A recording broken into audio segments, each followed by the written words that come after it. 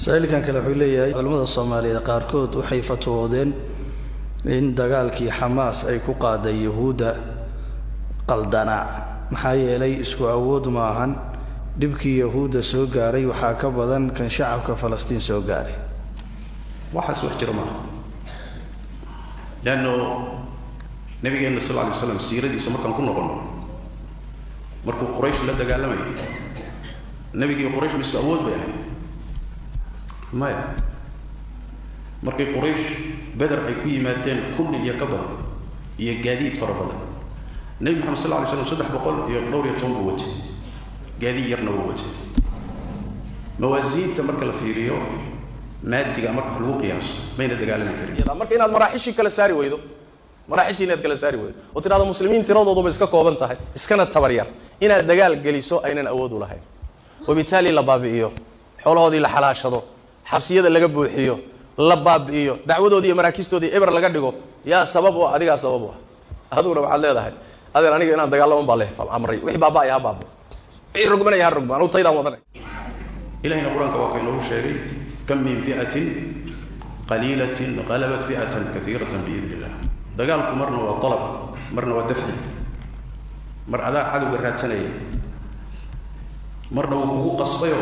gurigaaga iyo deegaankaaga baa lagu yimid hadii gurigaaga iyo deegaanka lagu yimid khiyaar ma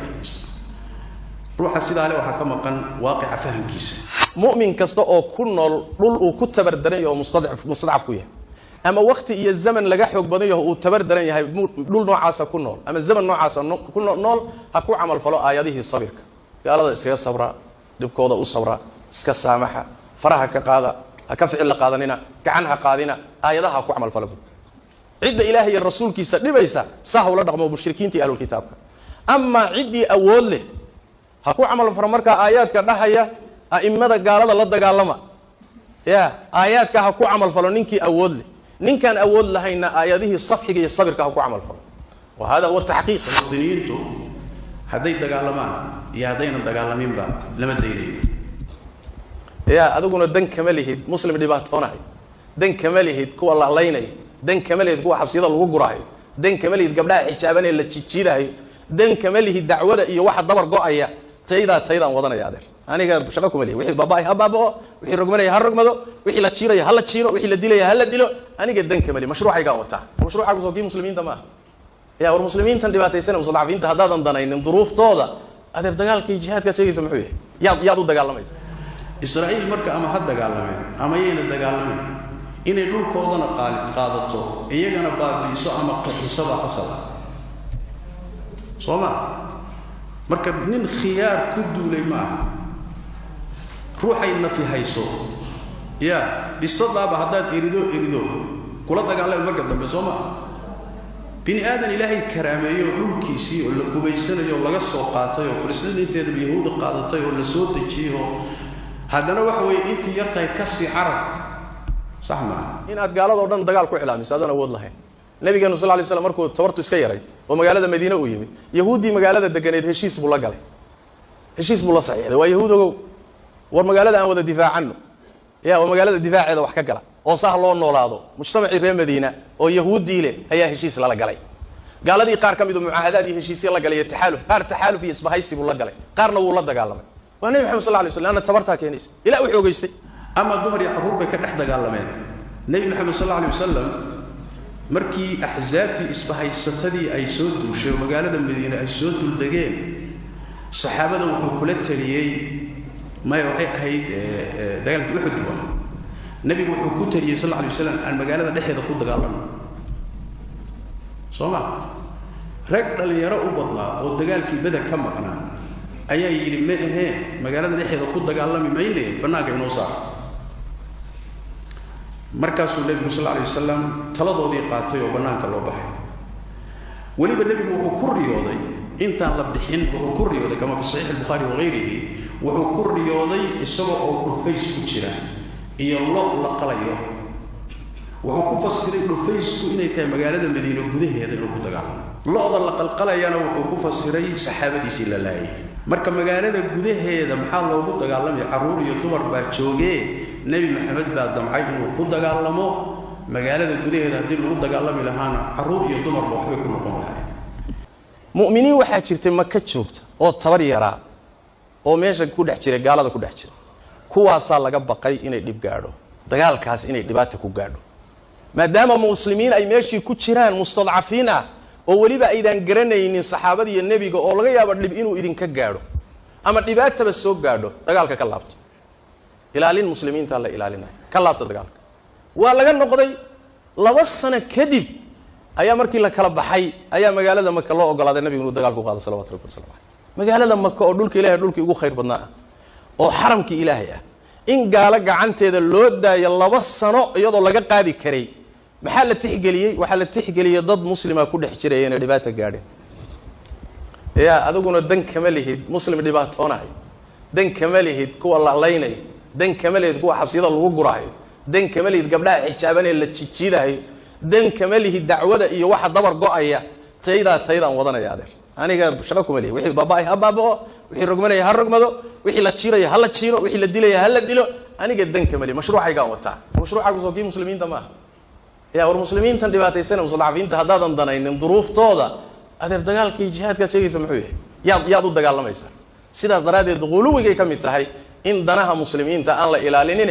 mashruuc xarako ama mashruuc urur ama mashruuc muxuu ahaay fi'a muayana in aad iska wadato muslimiintana duruuftooda aad qiiman weyn nooc quluwiga ka mid tahay aduguna waxaad leedahay adeer aniga inaan dagaalamo baa leeyahay amray wixii baabaa ha baabo wixii rogmanaya ha rogmaan oo taydaan wadanay sharti in laga dhigo gaalada iyo muslimiintu markay dagaalamayaan awood ahaan inay isu dhigmaan wax culimada muslimiinta ka mid oo shartiyeeyay ma jiro waxaana beeninaya quraanka kariimka ah siiradii nabigeena sallallahu alayhi wasallam iyo ummadan taariikhdeeda ay lahayd ee dagaalada ay gaalada kula jirtay baa wada beeninaysa warka isaga waana war dadka qaarkood ay wadwadaan oo tabar ma ilahay isumana dhigmaan maxay isugu taagtaageen la leeyahay waxaana daliil ah Allah tabaaraka wa ta'ala markuu ka hadlahay mu'miniinta inay isdiyaariyaan iyo gaalada la dagaalankeeda alla wuxuu yiri waa'iddu lahum mastata'tum waxaad kari kartaan u diyaarsada lama dhihin waxay haystaan wax la mid lama dhihin laakiin maxaa la yiri mastata'tum min quwwatin wa intaad kari kartaan waxaad haysataan oo awoodina u diyaarsada quwada la diyaarsanayo maxaa looga jeedaa waa quwo cadawgii wax ka taraysa oo wax anfacaysa ujeedada looga jeeday quwada la diyaarsanayana xaqiijinaysa taasi waa maxay waa quwo ay ka dhalanayso ujeedada looga dan lahaa oo ah turhibuuna bihi caduwallahi wa caduwakum aslixa daciifa aan waxba ka tarayn oo cadowgu isaga soo qoslayo oo dhareerka uga soo daadanayo loogama jeedo waxaa looga jeedaa cadowgu xoogay ka baqayaan oo cabsi gelinaya oo ay ka warwaraan ayaa looga jeedaa haddaan taa lala iman tii la amray lalama iman وأعدوا لهم ما استطعتم من قوة ومن رباط الخيل ترهبون به عدو الله وعدوكم وآخرين من دونهم لا تعلمونهم الله يعلمهم وما تنفقوا من شيء في سبيل الله يوفى إليكم وأنتم لا تظلمون. وحن النبي صلى الله عليه وسلم رمي أسو قاريالي مهمة ويسبو مهم كيهي وأشياء لك مهم سيد قوة الديار سنة محل وغشيدة وقوة عدوغي وحكة رئيسة أو وح أنفعيس alla wuxuu yiri waa'iddu lahum mastata'tum waxaad kari kartaan u diyaarsada lama dhihin waxay haystaan wax la mid lama dhihin laakiin maxaa la yiri mastata'tum min quwwatin wa intaad kari kartaan waxaad haysataan oo awoodina u diyaarsada ujeedada looga jeeday quwada la diyaarsanayana xaqiijinaysa taasi waa maxay waa quwo ay ka dhalanayso ujeedada looga dan lahaa oo ah turhibuuna bihi caduwallahi wa caduwakum aslixa daciifa aan waxba ka tarayn oo cadowgu isaga soo qoslayo oo dhareerka uga soo daadanayo loogama jeedo waxaa looga jeedaa cadowgu xoogay ka baqayaan oo cabsi gelinaya oo ay ka werweraan ayaa looga jeedaa haddaan taa lala iman tii la amray lalama iman nasan waxaa ku ah qur-aanka kariimka ah iyagoo mu'miniintu ka tira yar yihiin gaalada kana awood yar yihiin inay haddana ka guulaysan karaan alla wuxuu yidhi tabaaraka wa tacaala kam min fi'atin qaliilatin ghalabat fi'atan kaiiratan biidni illah mu'miniintu waa tira yar yihiin gaaladuna waa ka tira badan yihiin haddana ilaahay idankiisa kaga adkaanaya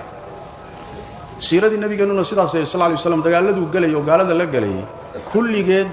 gaaladaa ka badnaa mu'miniinta iyo saxaabada nebiga la socota sal alla alay wasalam taariikhda ghasawaadkii nebigu sal alla alay wasalam sidaas ah marka laga yimaado taariikhda la daba raaco dagaallo waxaa jiray ayna awoodda ciidan iyo hubka iyo tirada muslimiintii gaaladu aad u kala fogaayeen haddana maca daalika inta tabartooda mu'miniintu dagaalameen ama ha laga adkaado ama ha adkaadeen marka inaad maraaxishii kala saari weydo maraaxishii inaad kala saari weydo oo tiraahdo muslimiin tiradooduba iska kooban tahay iskana tabar yar inaad dagaal geliso aynan awood u lahayn wabitaali la baabi'iyo xoolahoodii la xalaashado xabsiyada laga buuxiyo la baabi'iyo dacwadoodii iyo maraakistoodii eber laga dhigo yaa sabab u adigaa sabab u aduguna waxaad leedahay adeer aniga inaan dagaalaman baa leh amray wixii baaba'aya ha baaba wixii rogmanaya ha rogmaan u taydaan wadanay yacni wax la yidhaahdo waa in laysu dhigmo ama awooddu isku dhowdahay yacni waxa weeye warkaasina isaguna waa war khilaafsan qur'aanka iyo sunnada in la yidhaahdo dagaalka ama jihaadka loomaba shartiyeeyo istidaaca looma shartiyeeyo saynu ogsoonnahay diinta islaamka waa faraa'ideedoo dhan axkaamteedoo dhan kulligeed waxaa shardi u ah inay ruuxu awoodi karo soo ma inaad awoodi karto haddaad awoodi karaynin way kaa dhacaysaa waajib kuguma ah hadduu badiil leeyahayna badiilkiibaad aadi hadduusan badiil lahayna meeshaba waa ka baxaya nusuus qur-aan leh oo sunno leh oon kala reebin ayaa arrintaa jidaysay laa yukallifu allahu nafsan ilaa wusaha ya ilaahay nafta wuxuu karaankeeda unbuu kalifaa fattaquu llaha ma statactum inta karaankiina idaa amartukum biamrin faatuu minhu ma statactum waa karaanka in la yidhahdo maya taas shardigaasi wuxuu u yaallaa waa faraa'idda kale laakiin jihaadku ma galo isaga mar walba waa la iska geli war haddaynaan keri karinna haddaynaan awooddeedii lahayn saynaan u lahayn war waxaa jirta xaalad uusan laazim ahayn bal waxaa jirta xaalad aaban la ogolin oo dhibaato keenayo oo dhibaatadu ay ka badan tahay sidaas daraaddeed in la yidhahdo nusuusta istidaacada iyo karaanka uma taallo mas'alada qitaalka iyo jihaadka ayadana quluwigay ka mid tahay waana arrinta ay ku dhaceen da'yar fara badan sida uu tilmaamayo sheekh albani caleyh raxmatullah fi silsila iyo keyrkiiba dagaalka la gelayo masaalix iyo mafaasid waa in loo fiiriyo maxaa maslaxo ka dhalanaysa maxaa mafsado ka dhalanaysa waa sax shay walba oo tilaabo la qaadayo waxaa xukunta qaacidada la yidhahdo qaacidatu almasaalix walmafaasid shaygii oon shuruudiisii aan lahayn oodan awooddiisa lahayn markaad isgelisood isku xambaarto waxaa ka dhalanaysa marka inaad xaaraan kaloo badan dabaalato warmaadaa keri karina marka horeba adaa isku kalifay haddaad isku kaliftood qoorta gashatay waxaadan keri karayninna oodan awood u lahaynna meelo kaloo badan iyo balaayaad la gashay soo ma marka istitaaca iyo karitaanku dagaalku ama ha noqdo dalab ama dafci ha noqdo karaanka ma la kari karaa awood ma jirtaa mise ma jirto maxaan xaqiijin karnaa maxaynan xaqiijin karaynin waa mas'alo u wada taalla axkaamta shareecada oo dhan salaaddii baad tukanaysaa istaaggii baad kari weyday fadhi ku tuko fadhigii baad kari weyday jiif ku tuko ya jiifkii baad kari weyday waysadii baad awoodi weyday tayamum aad salaaddii buu geli sakadii buu geli soonkii buu geli xajkii buu geli jihaadkii buu geli istidaaca maxaa karaana maxaad awoodi kartaa waxaadan awoodi karin kuma saaran